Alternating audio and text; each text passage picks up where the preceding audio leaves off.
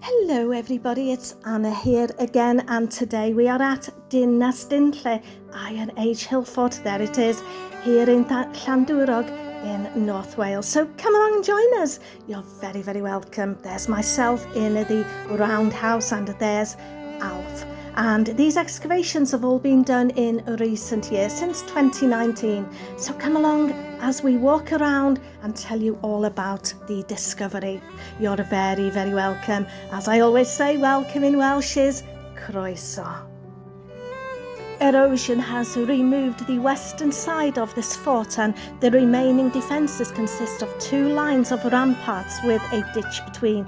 The curve of the defences, together with what is known from early maps, suggests that this fort was once a continuous enclosure, and a simple entrance lies on the southeast side of the fort, where crossbanks link the inner and outer ramparts to prevent access between. But the eroding faces of the two ramparts show them to have been constructed from drift material and partly faced with rounded boulders, and the interior of the fort, as you can see, is relatively level, with numerous low earthworks and a single large raised mound that has been cut through. The mound may be a Bronze Age barrow. Some of the other features have been interpreted as roundhouses, though other levelled areas may relate to the use as a golf course at some point, and Roman coins actually have been found on this site. Large numbers of features are visible, as you'll see as we walk around, that have been, like I said, eroded mostly, and this is why the excavation started in 2019 before it sort of fell into the sea any worse than what it has done now, which is sad. And this is why we have come today to look at what has been discovered. Look at Alf up there being silly, he's pretending to fly like a bird. So yes, we're continuing the walk up and around this coastal fort, which design fits into the natural geography, using its advantages by sitting on a hillock that overlooks the beach to the west and the coastal plain to the east, north and south, with the backdrop of the mountains of beautiful Snowdonia to the east and the peaks of the Llŷn Peninsula to the south. It's very likely that the sea and beach was further away in the Iron Age and even in more recent times, but that coastal erosion, sadly, like I said before, has pushed closer to here over time. And this is why in 2019 archaeologists came here to uncover more of its secrets before it is lost to the sea. DINAS DINNLE is a site of special scientific interest, that's an SSSI, because of its valuable natural habitats, and also obviously because of this Iron Age Hillfort remains and the roundhouse and all of the discoveries they've made in recent years. DINAS DINNLE Hillfort is owned by the National Trust and is protected as a scheduled monument by CADW. And the hill, like I said, is a site of special scientific interest, designated for the importance of its glacial sediments, clearly seen in the exposed sections of till sand and gravel in the cliff face. And there you see Alf at the roundhouse that was discovered. And let me tell you more about this now. This roundhouse, this Iron Age roundhouse, is thought to be about 2,500 years old and is huge, and it's been uncovered during the archaeological dig here in 2019 by volunteers and experts, which were trying to find out about the little known DINAS DINNLE National Trust owned monument in Gwynedd before it falls into the sea. The 13-metre wide roundhouse was buried by coastal sand, which was thought to have blown there during a sandstorm in 1330. That's so long ago, but so well protected because of the sand. And coins were found here at the fort, which is near Caernarfon, which suggests it was occupied in Roman times as well.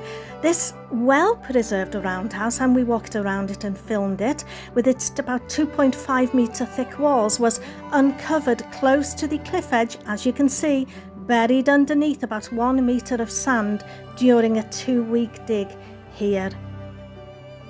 The senior archaeologist at the dig, called David Hopwell, said it's probably the biggest roundhouse he's ever seen in 30 years of archaeology. It's interesting here on this board, there we are, look, you can see the remains as they dug. It's interesting to see what it may have looked like all that time ago. It's really, really fascinating, and especially so, there it is, obviously, near the sheep. The sheep seem to be attracted to it, but it was fascinating to see because it is so large, and we've walked around a lot of roundhouses. There's Alf inside, so you can see the size of this one by the size of Alf, and he's quite tall, and look at it, it's big.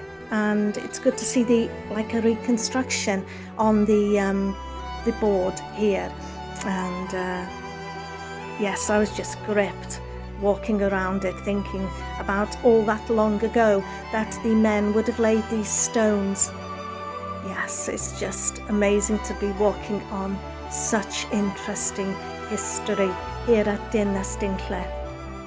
Archaeologists' initial estimations think that the Roman pottery that was found here could be from around 200 to 300 AD, while the fort itself is thought to be from the Iron Age, which dates from around 800 BC to 43 AD. That's not to say that the Romans occupied the site, but perhaps a tribe lived there that traded with the Romans, possibly.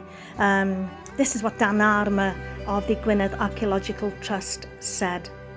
The roundhouse, though, this roundhouse that I'm walking around, could be the jewel in the crown of the Hillfort, set on glacial drift sediment, of which about 30% already has been lost to the Irish Sea since about 1900, I think.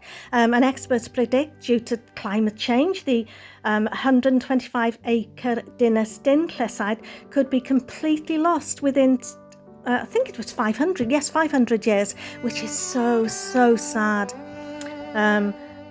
But it is one of 12 sites, this is, in the UK and Ireland that's being monitored by the European Union funded Cherish project, led by the Royal Commission, to see how climate change is affecting coastal heritage, such like this one here at Dinas Dinlle.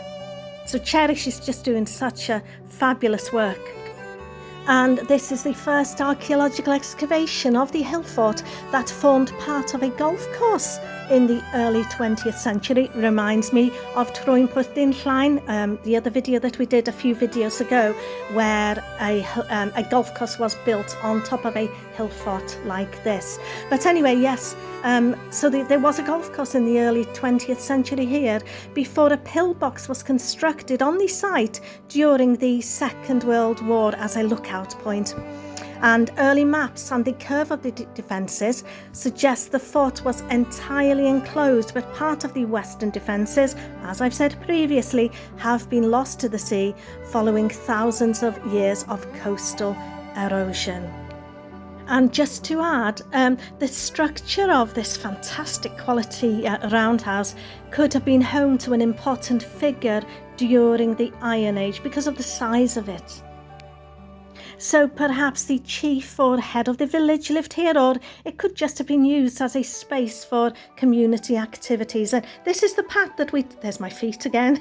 This is the path that we took all around it. But you can imagine all down below there. So we're walking all around the top of it. As you look down onto it, that's where everything would have been happening and going on, and people were living together and just enjoying themselves and just enjoying life. It was a real community up here, and that's what really fascinates me, the fact that all that long ago so much things were happening here, and now it's just a hill that we go up and visit and walk along, and has fantastic views. There's my shoes again. But yes, such a beautiful place. Very sad to think that this whole Hillfort could be gone within 500 years, and the actual roundhouse itself is thought that it could be gone in as little as 50 years by falling into the sea. And this is why archaeologists were allowed to dig here before it's all swallowed up by the sea, which is just so sad to think of. But thanks to the GWYNEDD Archaeological Trust, funded by CADW and the National Trust, which owns the land, with support from the Cherish project, this has been able to be excavated so we can learn a little bit of our past, where our ancestors were from and what they did, and a little bit of knowledge of the way that they did things back then. So I think we'll leave it there for today from DINAS DINNLE, INH Hillfort, here in Llandwrog in Gwynedd, North Wales. And we'll say ta-ta for now, and we'll see you on the next adventure, whether it be a Welsh lesson or a Welsh history lesson. And we'll say ta-ta for now, and we'll see you soon. Don't forget to keep practicing those Welsh words, because practice makes perfect. Ta-ta for now, nos da.